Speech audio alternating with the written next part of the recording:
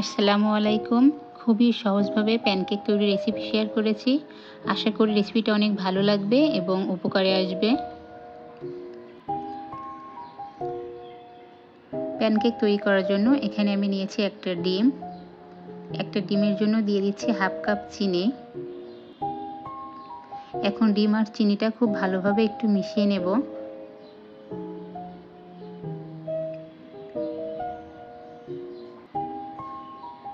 আমি এখানে 3 থেকে 4 মিনিট সময় নিয়ে ডিম আর চিনিটাকে একটু মিশিয়ে নিয়েছি।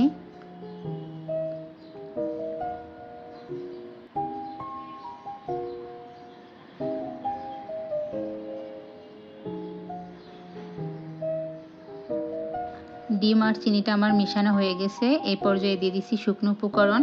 আর শুকনো উপকরণগুলো অবশ্যই একটা চালনির সাহায্যে চেলে নিতে হবে।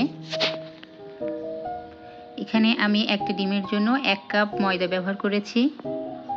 দিয়ে দিচ্ছি 2 টেবিল চামচ গুঁড়া দুধ। দিয়েছি হাফ চা চামচ বেকিং পাউডার। আরও দিয়েছি সামান্য একটু লবণ।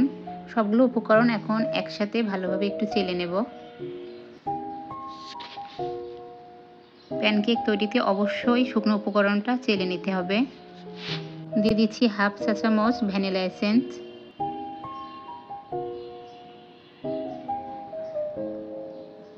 আরও দিয়ে দিচ্ছি 1 কাপ লিকুইড দুধ। দুধটা আগে থেকে জাল করে ঠান্ডা করে নেওয়া।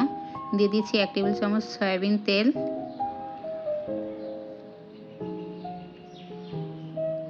সবগুলো উপকরণ এখন একসাথে খুব ভালোভাবে একটু মিক্সড করে নেব। মেশানোর কাজটা একটু সময় নিয়ে আস্তে আস্তে মেশাতে হবে।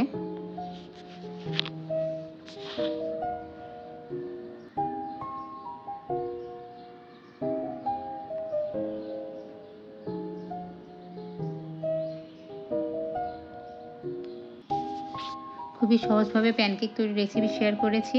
আশা করি রেসিপিটা অনেক ভালো লাগবে। আর ভালো লাগলে অবশ্যই একটা লাইক দিবেন এবং সেই সাথে আমার চ্যানেলটি সাবস্ক্রাইব করে পাশে থাকবেন। আর যে কোনো প্রশ্ন থাকলে অবশ্যই কমেন্ট করে জানাবেন। প্যানকেকের ঘনত্বটা ঠিক এরকম হবে। এখন চলে যাচ্ছি প্যানকেকগুলো তৈরি করার জন্য। এজন্য চুলায় একটা প্যান বসিয়ে তাতে সামান্য একটু তেল ব্রাশ করে নিচ্ছি।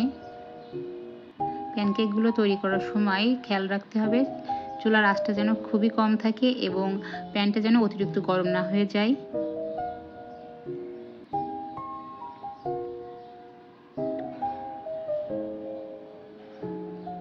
একইভাবে আমি সবগুলো প্যানকেক তৈরি করে নিয়েছি। আজ এই পর্যন্তই। সবাই ভালো থাকবেন, সুস্থ থাকবেন। আল্লাহ হাফেজ।